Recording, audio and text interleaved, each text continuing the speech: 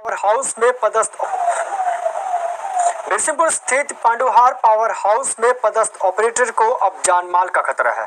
ऐसा उसने थाना सभापुर में लिखित रिपोर्ट में बताया। ऑपरेटर का कहना है कि वह एक आउटसोर्स कर्मचारी है जिसे पांडुहार पावर हाउस में ऑपरेटर का दायित्व सौंपा गया है।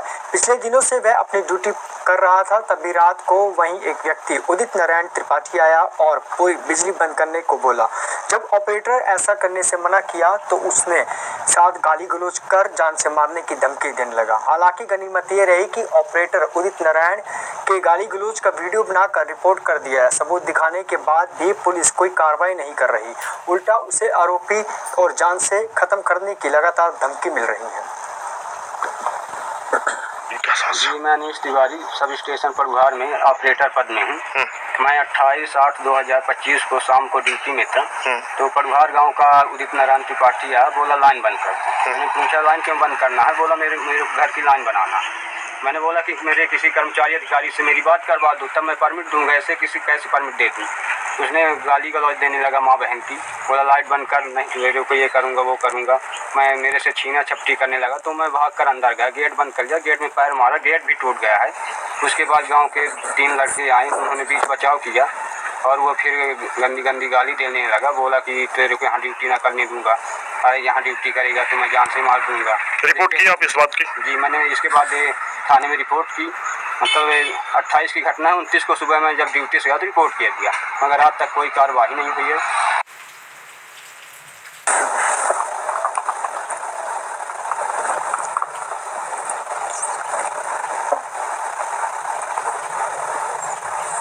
बिरसिंहपुर स्थित पांडुहार पावर हाउस में पदस्थ ऑपरेटर को जानमाल का खतरा। बता दें कि ऐसे में थाना सभापुर में लिखित रिपोर्ट दर्ज करने के बाद भी कोई कार्रवाई नहीं हुई। वहीं अधिक जानकारी के लिए बिरसिंहपुर से सुनील तिवारी हमारे साथ जुड़ चुके हैं, संवाददाता सुनील तिवारी जी, क्या कुछ अभी इसको लेकर कार्रवाई पुलिस ने की है या अभी तक पुलिस भी ऐसे ही बिना कार्रवाई के रह रही है?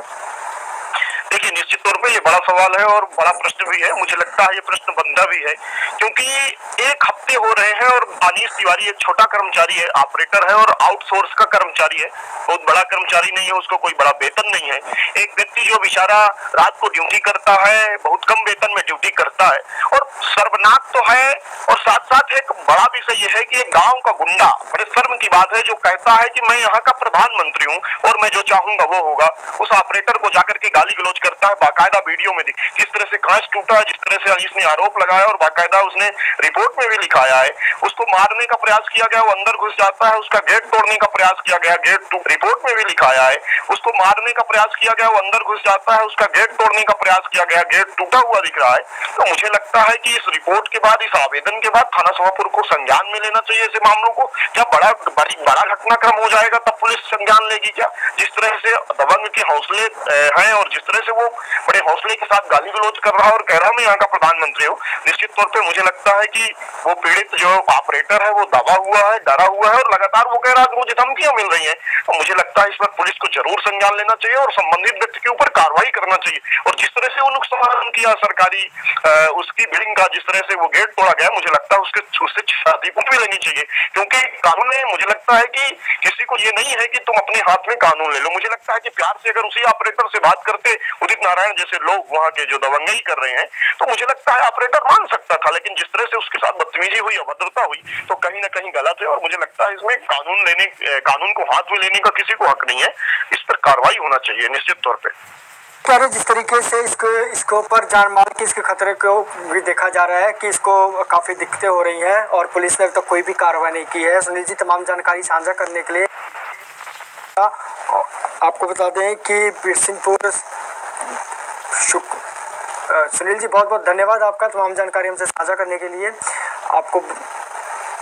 आपको बता दें कि ऑपरेटर का यह भी कहना है कि आउटसोर्स का वह कर्मचारी है जिसे पांडुहार पावर हाउस के ऑपरेटर का दायित्व सौंपा गया है।